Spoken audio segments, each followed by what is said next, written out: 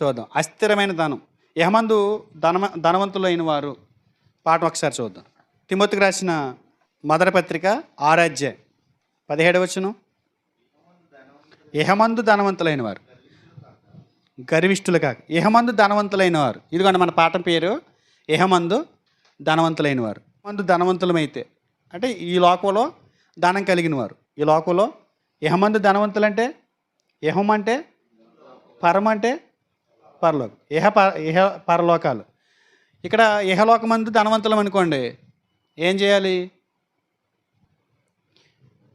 ఇహమందు ధనవంతులు ఏం గ్రహించాలి? దేవుడే సమస్తానికి మూలమని గ్రహించాలి. నువ్వు కలిగి ఉన్న ధనాన్ని బట్టి నువ్వు గర్విష్ఠుడు కాకూడదు. ఎందుకంటే నువ్వు కలిగి ఉన్న ధనం దేవుడిచ్చింది. అర్థమవుతుందా? నువ్వు కలిగి ఉన్న ధనం దేవుడిచ్చింది. సమస్త భూమి ఎవరిది? ఆయనదే. ఇక్కడ మనం ఏమైనా దెబ్బలాడుకుంటున్నాం? నాది నాది కొట్టుకి చచ్చిపోతున్నారు. ఒక ఇంచి యువతలకి వేయడని నరికి చచ్చిపోతున్నారు.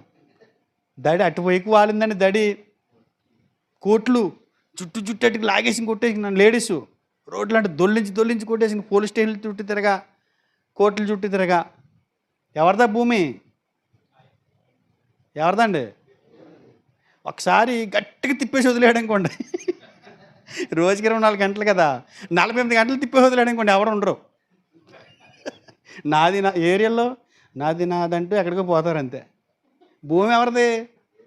ఎందుకు కొట్టుకు చచ్చిపోతారు అంటున్నాడు. భూమి ఆయనది. భూమి దాని సంపూర్ణత ఆయనవే. రేపటి చదవట్లా, నేను ముందుకు వెళ్ళిపోతున్నాను, మన క్లాస్ ఎదరికెళ్ళాలి కాబట్టి. తర్వాత వెండి బంగారాలు ఆయనవి. హగ్గయి 2 చూడండి ఒకసారి. వెండి నాది, ఎవరిదంటండి? 24 క్యారెట్సా? బంగారం అయింది ఎలాంటిది? ఇప్పుడు కాసు ఎంత? 60,000 అయిపోయిందంట కదా. అమ్మో అంటున్నారు. బంగారం సప్లై అయిపోయాడు అనుకోండి, ఏముండదు. లేదనుకోండి బంగారం వర్షం కురిపించడానికి ఎవరు బంగారం కొనరు, సున్నాకి పడిపోద్ది గాము. పైనుంచి చేపలు పడుతున్నాయి కదా, అలా బంగారం గనులు వదిలాడు అనుకోండి, ఈ బంగారం మెడలో గొలుసు వేసుకుని 1 గ్రాము శివదిద్ది, 2 గ్రాములు గొలుసు ఇవి చూసుకుని మురిసిపోతుంటారు. అందుకే ప్రభు ఏం చెప్తున్నాడంటే, ఏం కాదయ్యా ఉండవో అని చెప్తున్నాడు. మనకున్న దాన్ని బట్టి అతిశయించకూడదండి. ఆదివారం మనం వెండి బంగారాలు తీసేసి, మనకున్న విలువైన వస్తువులన్నీ తీసేసి ప్రార్థనకి వెళ్ళండి. మీరు ఒకవేళ ధనవంతులైతే పేదోళ్ళని సిగ్గుపరచొద్దు. ఎందుకంటే వెండి బంగారాలు ఆయనవి. వెండి నాది, బంగారం నాది. సైన్యములకు అధిపతి యెహోవా వాక్కు. తర్వాత ఆశీర్వదించేవాడు ఆయనే. అందరినీ కచ్చుమే. అక్రమ సంపాదకులు ఉంటారు, మోసం చేసేవాళ్ళు ఉంటారు, అబద్ధాలాడి సంపాదించే వాళ్ళు ఉంటారు, ఇతరుల సొమ్ము ఆశించి మోసం చేసి లాగేసుకునే వాళ్ళు కూడా ఉంటారు. అందరూ దేవుడు ఆశీర్వదించే వాళ్ళని అనుకోవద్దు. కానీ ఒకవేళ నువ్వు ఉద్యోగం ద్వారానో వ్యాపారం ద్వారానో నువ్వు డెవలప్ అవుతూ ఉంటే కనుక, నువ్వు ధనం కలిగి ఉండి ఆస్తులు కలిగి ఉంటే కనుక, ఆశీర్వదించేవాడు ఎవరని గ్రహించాలి? దేవుడే అని గ్రహించాలి. ఆదికాండం 26వ అధ్యాయము 12 నుండి 13, ద్వితీయోపదేశకాండము 8వ అధ్యాయము 16 నుంచి 18 తీర్థముడది. తొదకు నీకు మేలు చేయవలనని నిన్ను అనుచుటకును శోధించుటకును నీ పితరులు ఎరుగని మన్నాతో అరణ్యమున నిన్ను పోషించాను. అయితే మీరు మా సామర్థ్యము మా బాహుబలము ఇంత భాగ్యము మాకు కలగజేసినని అనుకుందురేమో. కాగా నీ దేవుడైన యెహోవాను జ్ఞాపకం చేసుకున్న వాళ్ళను ఏలయనగా తాను నీ పితరులతో ప్రమాణం చేసినట్లు తన నిబంధన నేటి వలె స్థాపింపు వల్లని మీరు భాగ్యము సంపాదించుకున్నట్టుకే మీకు సామర్థ్యం కలగజేయవాడు ఆయనే. మన ప్రతి రూపాయి ఎవరి వల్ల వచ్చింది? నిజంగా మనం కష్టపడుతున్నప్పుడు కష్టపడటానికి దేవుడి శక్తి ఇవ్వకపోతే మనం సంపాదిస్తామా? ఒంట్లో నీరసం పెట్టేశాడు అనుకోండి, రోజుకి 10,000 రూపాయలు ఇస్తాను, 1 గంట పని చేసి వెళ్ళిపో అన్నాడు. వెళ్ళు, ఆ గంట పని చేయి.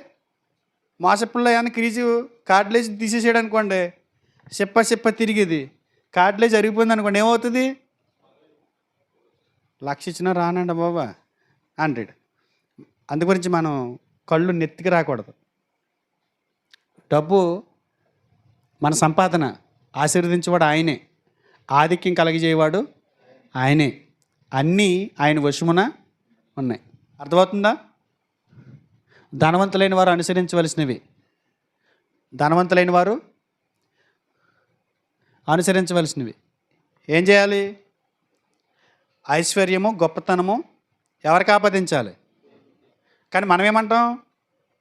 నాయి ఎంత స్పీడ్గా వచ్చేస్తుందో, ఏంటిది ఎవరిచ్చారు నాయే. ఎప్పుడు వస్తుందా పవరు? గబుక్కిని ఏదైనా వాచ్యో లేకపోతే ఏదైనా ఉంగరం, ఈ ఉంగరం ఎవరు మీ నానిచ్చా, నాది అంటారు. ఎందుకని వాళ్ళు నాయి అనుకుంటున్నారు కాబట్టి. ఏమని? ధనవంతులైన వారు ఏమని అనుసరించాలి? ఐశ్వర్యం, గొప్పతనం. దావీదు గారు ఏమన్నాడు? కానుకేసేటప్పుడు దావీదు గారు ఏమన్నాడు? నీవు మాకిచ్చిన దాంట్లో కొంత నీకు ఇచ్చుచున్నాం. అంటే మా దగ్గర ఉన్నదంతా నీది, నీది నీకు ఇస్తున్నాం కొద్దిగా. మనం నాది ఇస్తున్నాను కానుక అంటాం. దావీదు గారు అంటున్నాడు, అసలు నా దగ్గర ఉన్నది ఎవరిది? నీదే కదా. అలాంటి భక్తులు ఉన్నారా? ఇచ్చి రూపాయికి ఇక్కడ కాపవారని ఒక ఆవిడ శుక్రవారం కూడికలు పెడుతుంటే కానుక కట్టుకొచ్చి ఇచ్చింది. నేను కానుకల కోసం పెట్టలేదమ్మా, ఇక్కడ మీరు వాక్యం నేర్చుకోవాలి, దైవికంగా బలపడాలని అన్నప్పుడు, మీకు ఇస్తున్నామేంటి అయ్యగారా? దేవుడికి ఇస్తున్నామంది. సరే అని చెప్పేసి ఇంకా బైబిల్ ఇస్తే బైబిల్లో పెట్టేసింది. సరే బైబిల్ పట్టుకుని వచ్చాను, ప్రార్థన అయిపోయింది, ఇంటికి వచ్చాం. వచ్చేసిన తర్వాత 4 రోజులకి 5 రోజులు కొని ఎక్కడికి ప్రార్థనకి వెళ్తుంటే పెట్రోల్ అయిపోయింది. పెట్రోల్ అయిపోతే సర్లే బైబిల్లో డబ్బులు పెట్టింది కదా ఆవిడ, కనీసం ఒక 50 కూడా ఉండవా అని చెప్పేసి బైబిల్ తీస్తే రూపాయి కాయిన్స్ చిన్నవి ఉంటాయి కదా, అవి 5 కాయిన్స్ ఉన్నాయండి. రూపాయి కాయిన్స్ చిన్నవి అవుతున్నాయి కదా, 5 కాయిన్స్ ఉన్నాయి. మీకు వేస్తున్నామండి అయ్యగారా? దేవుడికి అంది. ఇంకా నయమమ్మ నాకేసినా బాగున్ను, నువ్వు ఎవరికేసావు నువ్వు అనిపించింది నాకు. మనం కూడా అంతే, ఒక 100 అనుకుంటాం మనం, వారానికి ఒక 100 వేద్దాం అనుకుంటాం, 10 జేబులో పెట్టుకుంటాం. సమర్పణ చే పాట వస్తుంటుంది, వెళ్ళి పై జేబులో పెట్టుకోడు, ఇక పెట్టుకుంటాడు సీక్రెట్. ఇలా ఇలా ఇలా ఇలా ఇలా 100 10 ఉన్నాయి. నువ్వు ఎంత వేద్దాం అనుకున్నావు? 100 అనుకున్నావు, 100 ఖచ్చితంగా వేస్తావు. తక్కువని అందులో ఓ కాగితం లాగితే ఎంత వస్తుంది? 100 వస్తుంది కదా అని రోజు వస్తాడు, కొత్తది వచ్చేసింది. మళ్ళీ అలా వేసేసి మళ్ళీ కొత్త, దానికంటే కొంచెం కొత్తది వచ్చింది. ఏంటి నలిగిపోయిన కాంతి వస్తలేదు, సిరిగిపోయింది వస్తలేదు అంటాడు. ఇలా ఉన్నారు మన వాళ్ళు. ఎవరిచ్చినాయి? ఆయన డబ్బులు ఆయనకి వేయడానికి మనకి ఏంటండి నొప్పి? పైగా ఆయన ఎటువంటాడు? ఆయన నమ్మిన భక్తుడే చూడండి. ఈయన షాలేం రాజు వచ్చి ఏం చేశాడు? కానుకలు ఇచ్చాడు, మమ్మల్ని కాపాడావు కదా అని కానుకలు ఇచ్చాడు. కానుకలు ఇచ్చినప్పుడు అబ్రహాం గారు ఏమన్నాడు? వద్దు నాయన నీకు నమస్కారం, ఇది ఇచ్చి అబ్రహాం నేనే పోషించానని చెప్తావు, నన్ను పోషించి దేవుడు అన్నాడు. అంటే మనిషి ఇచ్చిన తర్వాత నేనే పోషించానని చెప్తాడు.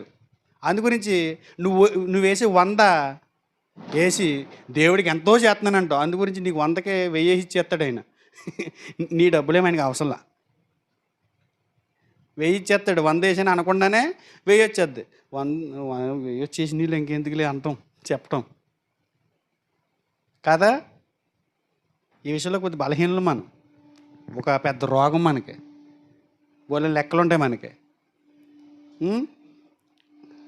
ధనం ఎవరికి వాడాలి? దేవుని సేవకు వాడాలండి. నువ్వు ధనవంతుడు అయితే ఏం చేయాలి? ఇహమందు ధనవంతుడు అయితే ఏం చేయాలి? అయ్యి బాబాయ్ ఒక్కొక్కడు ఉంటాడండి బాబా, కట్టేద్దాం మొత్తం అందరికి ఇంటి సీటు వెనకైపోతాడు. రూపాయి తీయడు బయటికి. ఎంత ప్రేమో డబ్బు అంటే రూపాయి బయటికి తీయడు. ఖర్చు పెట్టినట్టు కనపడుతుంది, అంత ఆడే ఉంటాడు, కానీ అక్కడ డబ్బులు అడిగి ఉండవు.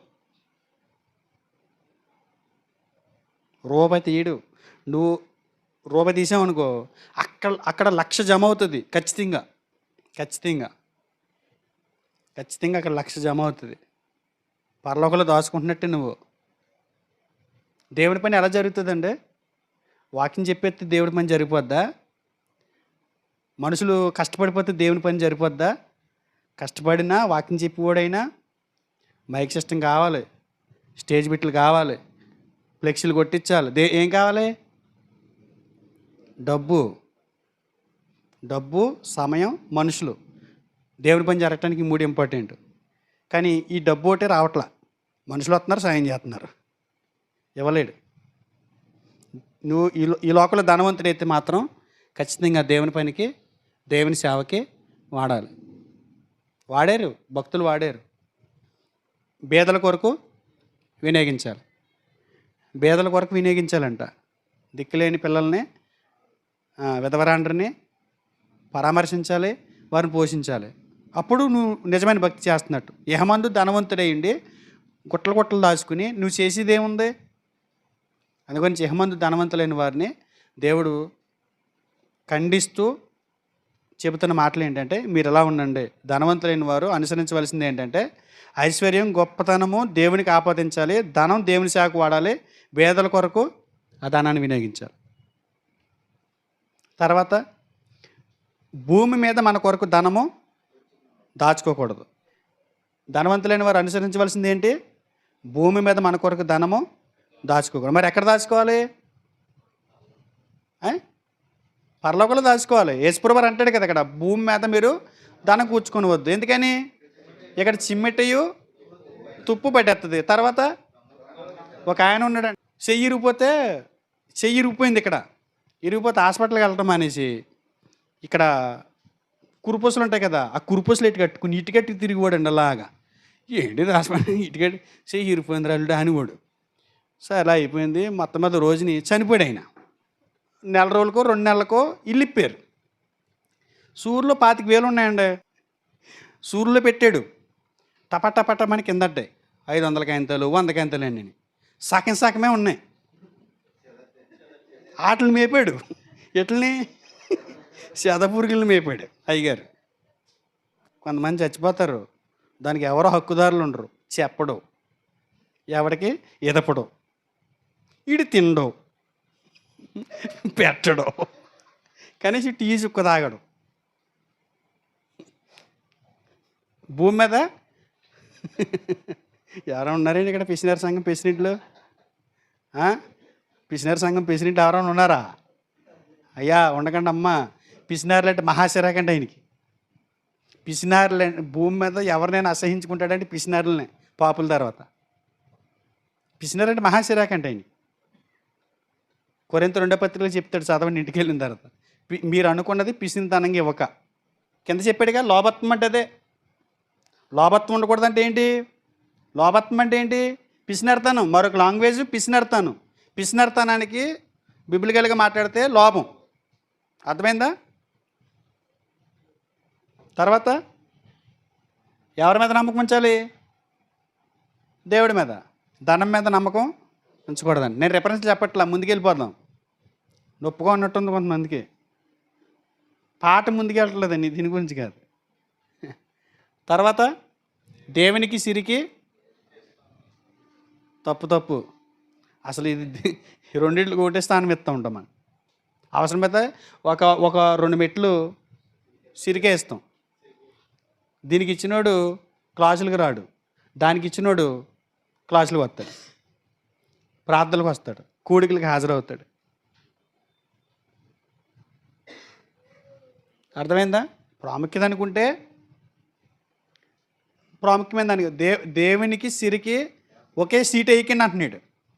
నువ్వు సిరిని ప్రేమిస్తే నన్ను వదిలే, నన్ను ప్రేమిస్తే సిరిని వదిలే.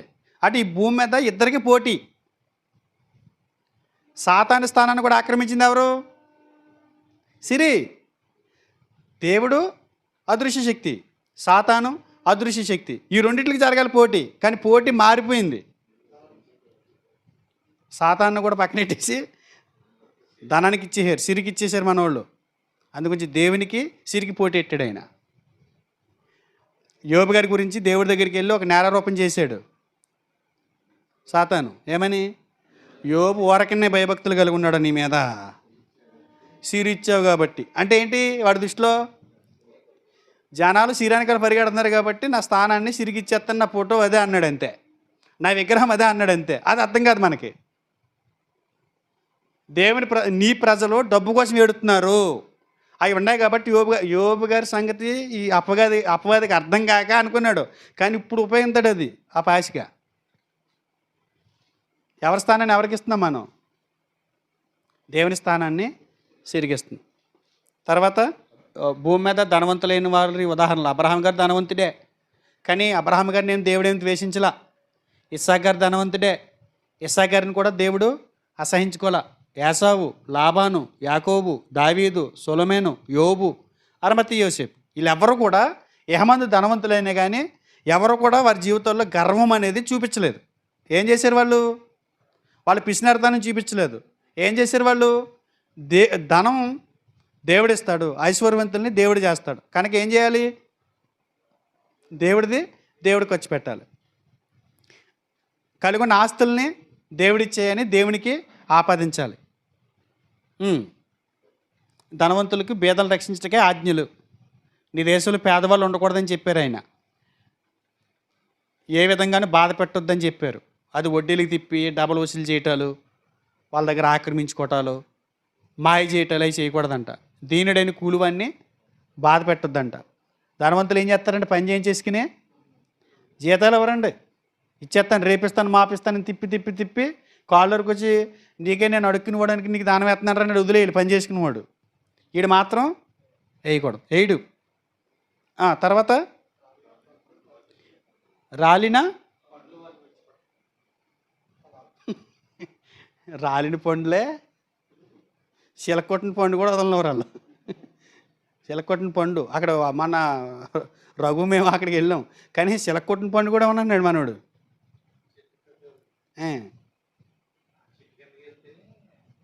చెట్టు కట్టేస్తారు.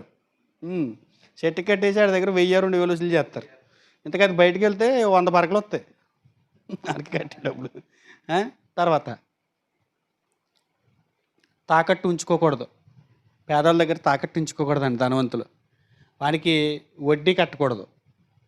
నిజంగా వాడి చెమట రక్తం కింద మార్చి కష్టపడి ఆ డబ్బులు నీ దగ్గర కడతాడండి. చాలామంది కనీస జాలి, దయ, కరుణ ఏముండవండి. 10 రూపాయలు వడ్డీ లాగేస్తారు. మన క్రైస్తవులే ఎరా అంటాడు. ఎక్కడికి వెళ్ళి షాప్ దగ్గరికి వెళ్ళి అంటాడు, పెన తీసి పుస్తకం తెప్పిస్తుంది అంటాడు. ఏంటి సీట్ కట్టించుకునేవాడు. ఎవరైన పేరు?